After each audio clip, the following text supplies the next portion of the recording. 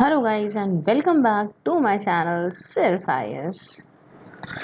तो भाई यहाँ हम विजन आईएएस की पीटी 365 2022 की कंटिन्यू करते हुए आज आपके सामने इसका पार्ट 9 प्रेजेंट करने जा रहे हैं। आइए शुरू करने से पहले चैनल को सब्सक्राइब कर लीजिए, बेल आइकन को प्रेस करिए ताकि आपको रेगुलर अपडेट्स मिलती रहें। तो ये जो मैगजीन है ये पॉलिटी एंड कॉन्स्टिट्यूशन की है और इसके अंदर हम कम्प्लीटली न्यू टॉपिक जो जुडिशरी का है मेन हेडिंग उसके अंदर के टॉपिक्स को पढ़ेंगे। तो आपके माइंड में आया होगा ठीक है मैम शुरुआत करिए। तो हमारे माइंड में भी सेम आया है और हमने पहला टॉपिक रखा है आपके सामने रूल ऑफ लॉ का। ये ऐसी चीज़ है जो हम इंडियन पॉलिटी पढ़ते वक्त हमेशा पढ़ते हैं। तो फिलहाल यहाँ पे कहाँ से आ गया खबरों में ये? देखिए वजह ये है कि recently chief justice of India ने एक लेक्चर डिलीवर किया रूल ऑफ लॉ के ऊपर और इन्होंने ये कहा कि जो स्टोरी है, जो कहानी है इस रूल ऑफ लॉ की, वो कुछ और नहीं बट एक कहानी है सिविलाइजेशन ऑफ ह्यूमंस की। इसे इंग्लिश में समझाऊं तो उन्होंने ये एडवोकेट किया कि the story of rule of law is nothing but the story of civilisation of humans. तो अब आप कहेंगे मैम रूल ऑफ लॉ क्या होता है? देखिए मैं आपको दो तरीके से चीज़ें बताती हूँ। पहले बताती हूँ रूल ऑफ लॉ क्या होता है और फिर बताऊंगी कि इसकी इम्पोर्टेंस क्या है। तो देखिए एवी डाइसी के हिसाब से अगर हम देखें तो रूल ऑफ लॉ का मतलब क्या है? एब्सोल्यूट सुप्रीमेसी या predominance of the regular law as oppose to the influence of arbitrary power. देखो रूल ऑफ लॉ मतलब लॉ का राज, अगर ऐसे आप कन्वर्ट करो तो ऐसे आप इसको ध्यान में रख सकते हो, लॉ का राज। इसका मतलब ये हुआ कि सबसे सुप्रीम एब्सोल्यूट सुप्रीम जो है वो रेगुलर लॉ है। अब क्यों ऐसे करेंगे कि लॉ को ऊपर इतना क्यों रखा गया है? ताकि कोई इंसान अपनी मन मर्जी की अपनी आर्बिट्ररी पावर का इन्फ्लुएंस ना कर सके, कि एक उसको ये हो कि जो लॉ होगा उसी हिसाब से चीज़ें चलेंगी, ना कि मेरी मर्जी चलती रहेगी। समझे? और दूसरी बात, and excludes the existence of arbitrariness और even the wide discretionary authority. सीधा सीधा इसका मतलब क्या है? इसका मतलब यही है कि लॉ को इसलिए सुप्रीम रखा गया है, सुप्रीमेसी लॉ की, ताकि कोई भी इंसान अपनी खुद की मर्जी से आर्बिट्ररी पावर्स को ना यूज करे कि अपनी जो इच्छा आ रही है वो कर रहा है। समझ गए? तो ये तो मोटा मोटा हमने आपको समझा दिया। इंग्लिश में समझा दूं अगर इसी डेफिनेशन को, तो the absolute supremacy or predominance of the regular law as opposed to the influence of the arbitrary power and excludes the existence of arbitrariness or even of wide discretionary authority. Understood? दूसरी बात कि सिर्फ ऐसी state होती है जिसे govern करा जाता है लॉ के द्वारा, जो कि जस्टिस और इक्वालिटी के आइडल्स पे निर्धारित होते हैं, तो आप उसी को ही कहते हो रूल ऑफ लॉ। अब यहाँ पे आप थोड़ा सा डायग्राम को रिफर करोगे तो आपको चीज़ें और क्लियर होंगी। देखिए क्या इंपॉर्टेंस है रूल ऑफ लॉ की? ऐसा कि सोशल जस्टिस हो, सामाजिक न्याय होना चाहिए, समाज में न्याय होना चाहिए। ठीक है, तो ये इंपॉर्टेंस है। दूसरा, ये डेमोक्रेसी को बचा के रखता है, लोकतंत्र बच के रहता है। तीसरा, constraint on arbitrary use of power, लोग अपनी मनमर्जी से अपनी पावर का यूज नहीं कर सकते, ये अच्छी बात है। और protection of fundamental rights and human rights, ये फंडामेंटल राइट्स को और ह्यूमन राइट्स को प्रोटेक्ट करता है। और साथ में इंश्योर्स कॉन्स्टिट्यूशनलिज्म, तो ये तो सुप्रीम है ही है और इसको ये बरकरार रखता भी है। अब आप कहेंगे कि रूल ऑफ लॉ की थ्योरी मैम कहाँ से निकली? तो आप इस थ्योरी को बहुत पहले एशियंट रोमन से ट्रेस करिए, during the formation of the first Republic. और अगर तब से देखें तो ये बहुत सारे ऐसे मेडिवल थिंकर्स के द्वारा और बढ़ाया गया यूरोप के अंदर, जैसे कि हॉब्स वगैरह, जॉन लॉक बहुत बड़ा नाम है, रसॉय बहुत बड़ा नाम है। तो सोशल कॉन्ट्रैक्ट थ्योरी के माध्यम से इसे और ज़्यादा जो है फैलाया गया। इंडियन फिलोसफर में हमारे ना कोई अभी तक तो नहीं हुआ है इस भारत की धरती पे चाणक्य जैसा कोई इंसान। तो इंडियन फिलोसफर जैसे चाणक्य वगैरह ने भी ऐसे रूल ऑफ लॉ की थ्योरी को काफ़ी इम्पाउस करा है। कैसे? By maintaining the state is govern not by the ruler और the nominated representative of the people but by the law. ठीक है, कि इन्होंने भी रूल ऑफ लॉ को सबसे ज़्यादा इंपॉर्टेंस दी, ना कि रूलर को और ना ऐसे इंसान को जिसे लोगों ने यहाँ पे इलेक्ट करा है, बल्कि लॉ ही सुप्रीम इन्होंने भी रखा। तो ये एक्सप्रेशन है ना रूल ऑफ लॉ का, ये डिराइव करा गया है एक फ्रेंच फ्रेज से। वो फ्रेंच फ्रेज क्या है दोस्तों? ला प्रिंसिपल दी लेगालाइट। तो ये फ्रेंच फ्रेज है, इससे रूल ऑफ लॉ को, इसका मतलब होता क्या है? That is a government based on the principles of law. और यहीं से रूल ऑफ लॉ को जो है वो डिराइव करा गया है ना। इंटरेस्टिंग। अब देखिए चार्ट वगैरह देखते रहिए तो और इंटरेस्टिंग लगता रहेगा। अब 3 प्रिंसिपल्स क्या है रूल ऑफ लॉ के, वो आपको बताती हूँ। पहला, supremacy of the law. Law सबसे सुप्रीम है कि कोई भी इंसान पनिशेबल नहीं हो सकता except for a distinct breach of law. जब तक के लिए कोई कानून नहीं तोड़ता, लॉ नहीं तोड़ता, तब तक के लिए किसी इंसान को आप सजा नहीं दे सकते। दूसरा, इक्वालिटी बिफोर लॉ, मतलब no man is above the law. कोई भी बंदा, कोई भी इंसान लॉ के ऊपर नहीं आता। तीसरा, प्रीडोमिनेंस ऑफ लीगल स्पिरिट। तो कॉन्स्टिट्यूशन ये रिजल्ट है राइट्स का इंडिविजुअल्स के, as defined and enforce by the court of law. बहुत इंटरेस्टिंग कॉन्सेप्ट है, आपको कैसा लग रहा है आप मुझे कमेंट बॉक्स में बताते रहिए। उसके बाद आती है बात rule of law versus rule by law. ये आपने बहुत सुना होगा। रूल ऑफ लॉ तो हमने आपको एक्सप्लेन करा, लेकिन कुछ चीजें होती हैं जिसे कहते हैं रूल बाय लॉ। ये क्या चीज है? देखिए अगर हम देखें तो रूल ऑफ लॉ ये इसलिए होता है ताकि कोई एकदम अपनी एक्सेस अनलिमिटेड पावर का फालतू यूज ना करने लगे, हाँ, by a supreme law making authority of the land.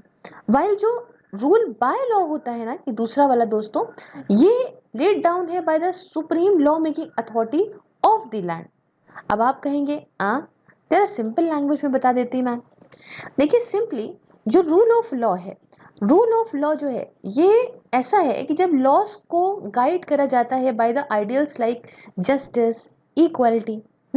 और एग्जाम्पल के तौर पे बताऊं कि आर्टिकल नंबर देखिए 14 जो है अपना, उसके हिसाब से जो संविधान का आर्टिकल 14 है उसके हिसाब से जो स्टेट है वो मना नहीं कर सकती किसी भी इंसान को इक्वालिटी देने से बिफोर द लॉ। ये तो कहता है ना इक्वालिटी बिफोर लॉ, तो लॉ के सामने सभी लोग बराबर हैं, इक्वल प्रोटेक्शन होगा लॉस का भारत के टेरिटरी के अंदर। और डिस्क्रिमिनेशन जो होता है, भेदभाव होता है on the grounds of religion, race, caste, sex, place या बर्थ के ऊपर, ये प्रोहिबिटेड है, इस पे रोक लगाई गई है। आप किसी पे भी यहाँ पे जो है वो नहीं कर सकते, किसी के साथ भेदभाव नहीं कर सकते। कुछ एक्सेप्शन जरूर है, लेकिन एक मोटे मोटे तौर पे आप भेदभाव नहीं कर सकते। ये तो बात हो जाती है रूल ऑफ लॉ की।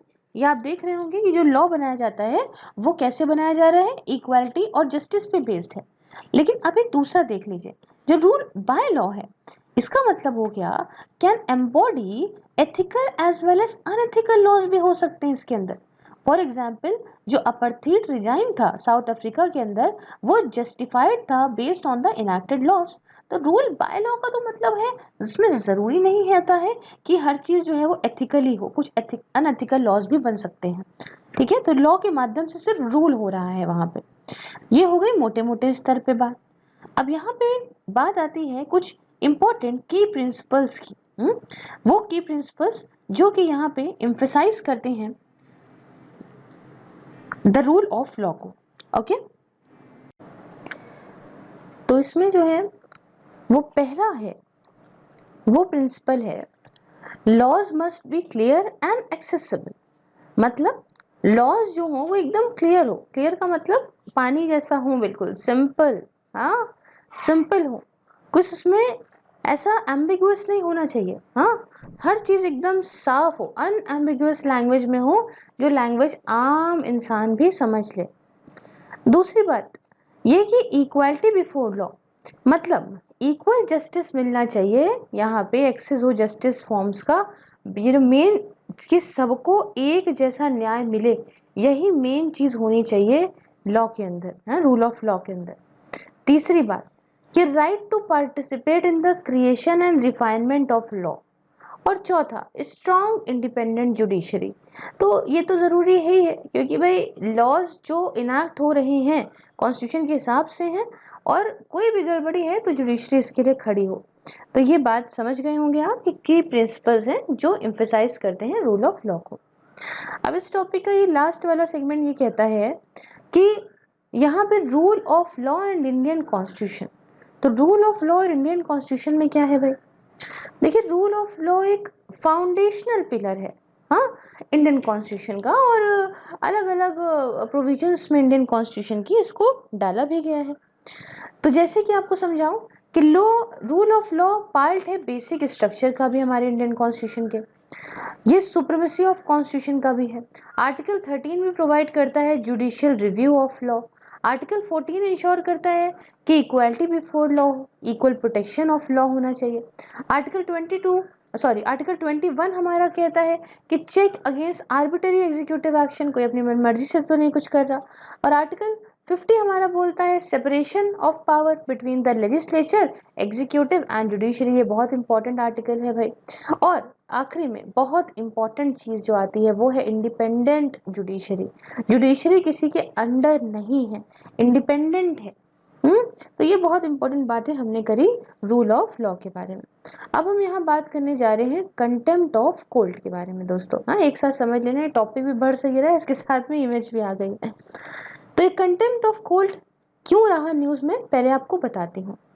देखिए, सुप्रीम कोर्ट ने कहा कि कोई भी लॉ यहाँ पे नहीं हटाया जा सकता, मतलब नहीं ले सकता कोर्ट की पावर को टू पनिश फॉर कंटेम्प्ट। फिर समझिए, supreme court held that no law can take away courts power to punish for contempt. समझे कि सुप्रीम कोर्ट ने साफ लफ्जों में कह दिया है कि कोई भी लॉ कोर्ट की कंटेम्प्ट ऑफ पावर को, जो पनिश करने का जो है कंटेम्प्ट ऑफ कोर्ट वाली पावर को नहीं ले सकता, नहीं हटा सकता। तो आप कहेंगे कि अरे मैम, कुछ भी आगे बढ़ाने से पहले हमें बताइए कि कंटेम्प्ट ऑफ कोर्ट क्या होता है। तो पहले आपको ये समझा देती हूँ, फिर आगे बढ़ती हूँ। देखिए, व्हाट की बात करें तो ये रिफर करता है ऐसे ऑफेंस को शोइंग डिसरिस्पेक्ट टू डिग्निटी या authority of court. Contempt of court मतलब कि आपने कुछ ऐसा करा जिससे आपने डिसरिस्पेक्ट करा, या भाई कोई इज्जत कम हुई अथॉरिटी की, कोर्ट की कुछ आपने डिसरिस्पेक्ट करा किसी भी तरह से, कोर्ट की या अथॉरिटी की किसी भी तरह से आपने जो है अपमान कुछ करा उसका, तो उसे सीधा सीधा कहेंगे कंटेम्प्ट ऑफ कोर्ट के अंदर आएगा। ठीक है। अब कॉन्स्टिट्यूशनल प्रोविजंस कौन कौन सी हैं? देखिए, आर्टिकल 261 कहता है full faith and credit shall be given to judicial proceedings. बिल्कुल सही बात। आर्टिकल 19 पार्ट 2 कहता है रीजनेबल रेस्ट्रिक्शंस के बारे में, है ना, कुछ चीजें रिस्ट्रिक्शंस लगी हुई है ना, आपकी जो बोलने का अधिकार है, आपको स्पीच एंड एक्सप्रेशन का अधिकार है, उसमें भी कुछ रीजनेबल रिस्ट्रिक्शंस है ना चीजों में आर्टिकल 19 के अंदर।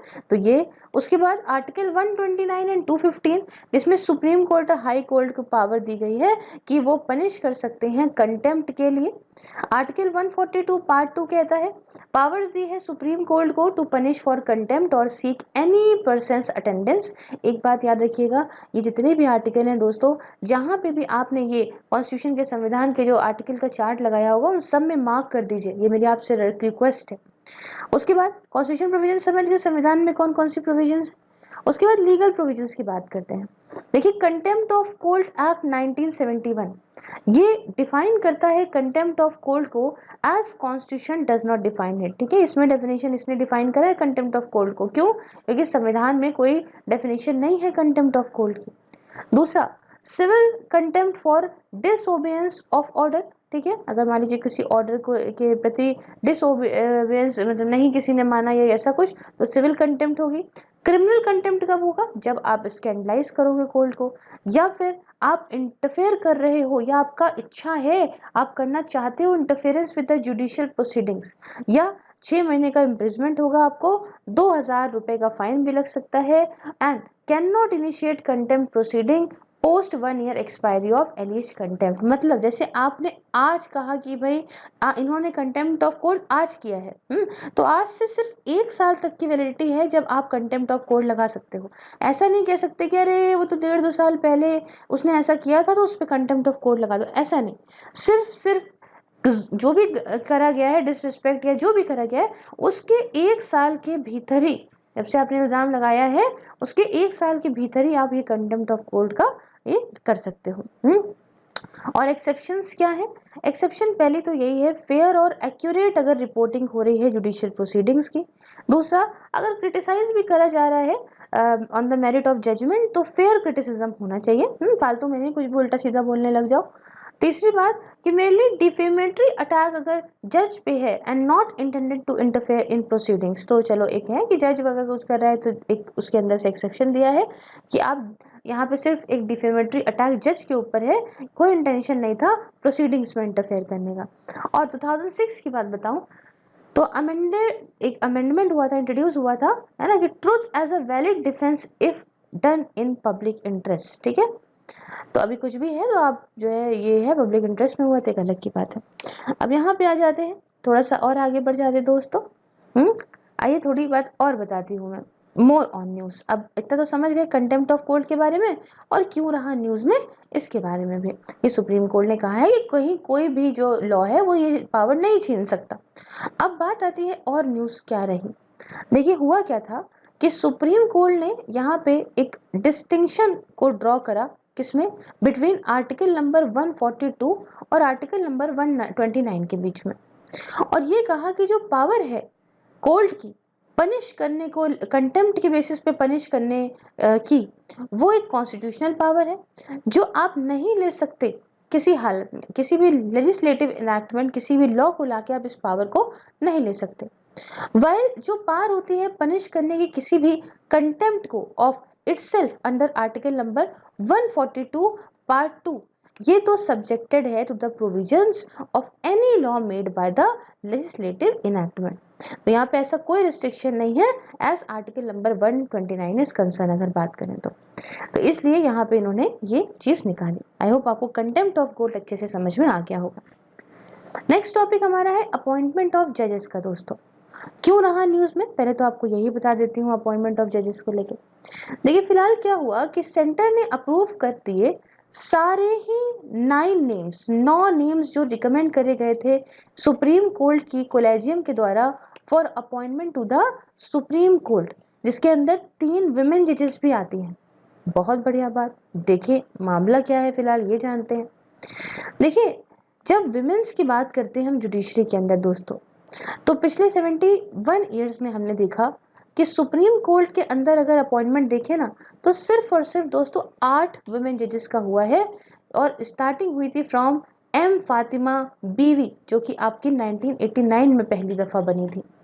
जस्टिस इंदिरा बनर्जी ये लोन सर्विंग वुमेन जज हैं टॉप कोर्ट के अंदर after her elevation on August 7, 2018।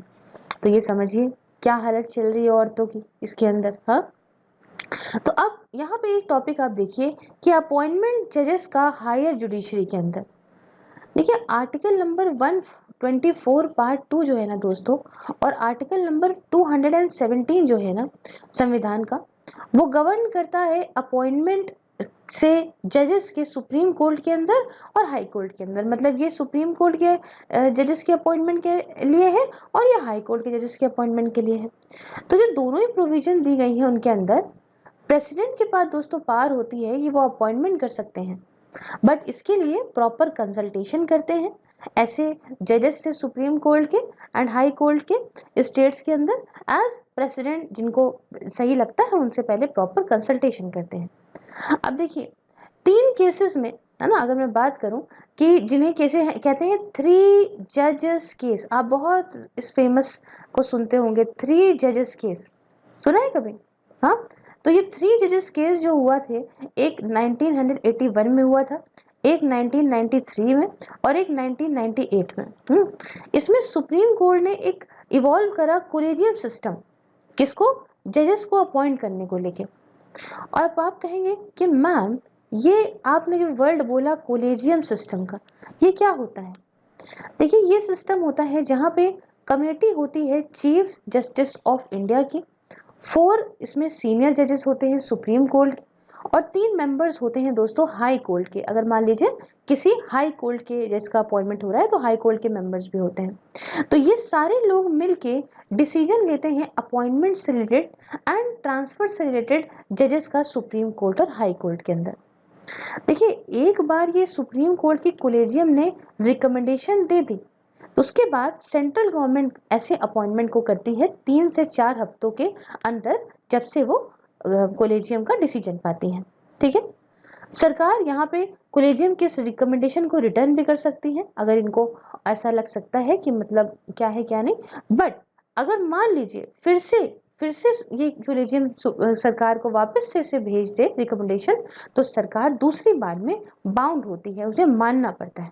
ठीक है, अब यहाँ पे थोड़ा सा हम ये जो पीछे पाई चार्ट बने हैं इनके माध्यम से चीज़ों को समझते हैं।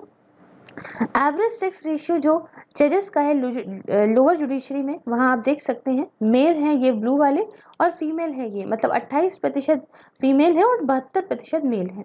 वही जगह एवरेज सेक्स रेशियो जो हायर जुडिशरी में है, देखिए सुप्रीम कोर्ट और हाई कोर्ट में, ये देखिए क्या हालत है इसकी कि फीमेल तो सिर्फ और सिर्फ 12% है और मेल जो बाकी के 88 मतलब 88% है। तो फीमेल्स का पार्टिसिपेशन देखने को मिलता है हमें कि बहुत ज़्यादा कम है। अब थोड़ी सी इससे रिलेटेड न्यूज़ दोस्तों जान लेते हैं। रिसेंटली मद्रास हाई कोर्ट के जो चीफ जस्टिस हैं ये ट्रांसफर करे गए थे मेघालय हाई कोर्ट में। और ट्रांसफर ऑफ जजेस इन द हाई कोर्ट कैसे होता है वो समझाती हूँ। आर्टिकल नंबर 222 प्रोवाइड करता है ट्रांसफर ऑफ अ जज का, जिसमें चीफ जस्टिस भी इंक्लूडेड है। इन्हें एक हाई कोर्ट से जो दूसरे हाई कोर्ट में ट्रांसफर किया जाता है। आर्टिकल कौन सा है? 222। अब जो शुरुआत होती है इसको ट्रांसफर करने की प्रपोजल की, ये करते हैं चीफ जस्टिस ऑफ इंडिया। उनकी ओपिनियन जो है वो इस रिगार्ड के अंदर डिटर्मिनेटिव होती है। जज की कंसेंट फॉर हिज फर्स्ट और subsequent transfer would not be required. ठीक है, ये बात याद रखिएगा, जज की मर्जी फर्स्ट और सब्सिक्वेंट ट्रांसफर में जरूरत नहीं होती है। क्लियर है?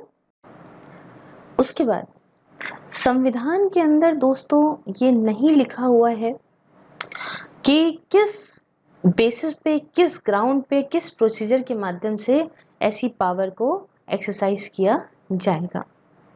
और उसके बाद जो पावर होती है सेलेक्ट करने की, अपॉइंट करने की या ट्रांसफर करने की जज को, ये कहाँ से निकल के आती है?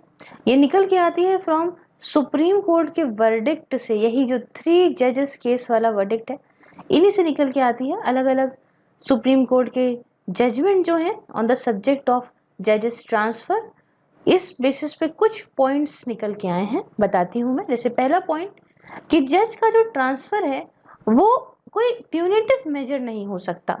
मतलब अ ट्रांसफर ऑफ जज can not be a punitive measure. Simple सी बात समझिए कि जो जज का ट्रांसफर है वो सिर्फ पब्लिक इंटरेस्ट में होगा, एक अच्छे एडमिनिस्ट्रेशन के लिए होगा जस्टिस की।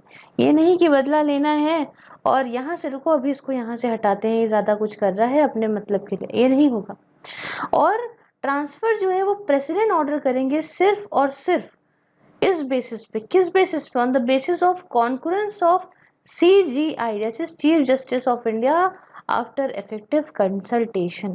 तो इसलिए हल्की फुल्की बात यहाँ नहीं रखी गई है। ओके, नेक्स्ट टॉपिक आता है अपॉइंटमेंट ऑफ जजेस एट डिस्ट्रिक्ट लेवल। इसमें क्या है? ऑल इंडिया जुडिशियल सर्विस की हम बात करने वाले हैं, AIJS की। फिलहाल न्यूज़ में क्यों रही आपको ये समझाती हूँ। तो रिसेंटली क्या हुआ कि सेंट्रल गवर्नमेंट ये प्रिपेयर कर रही है कि एक अच्छा फ्रेश पुश दे एस्टैब्लिश करने को इस ऑल इंडिया जुडिशियल सर्विस को लोअर जुडिशरी के लिए on the lines of central civil service. तो आप कहेंगे ये तो बढ़िया बात है, लेकिन मैम हम में से बहुत लोगों को AIJS that is all India judicial service के बारे में नहीं पता, थोड़ा बताइए।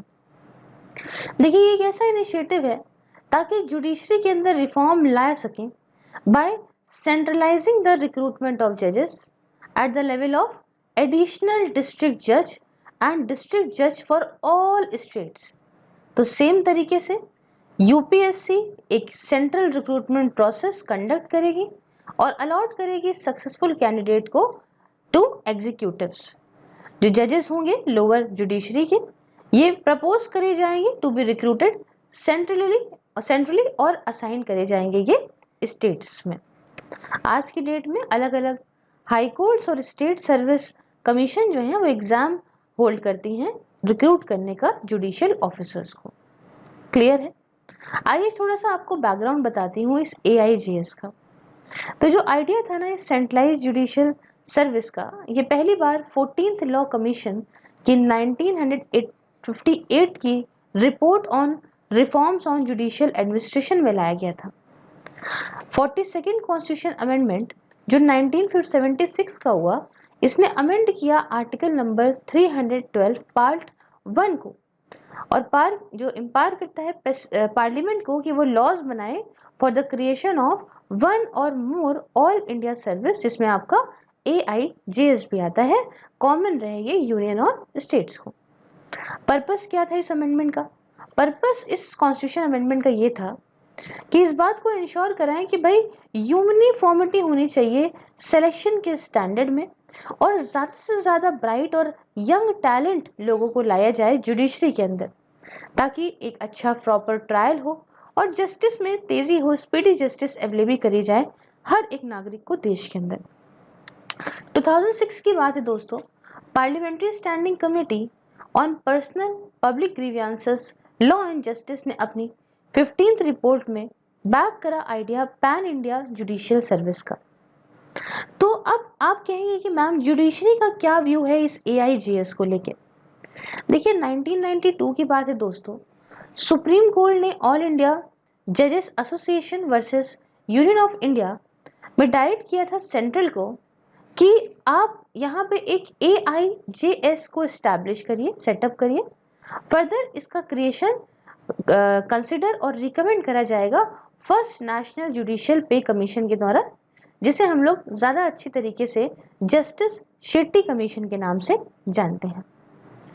2017 की बात है दोस्तों, जब सुप्रीम कोर्ट ने यहाँ अपनी मर्जी से cognition of the issue of जो आपका अपॉइंटमेंट ऑफ डिस्ट्रिक्ट जज है और यहाँ पे लेकर आई सेंट्रल सिलेक्शन मैकेनिज्म।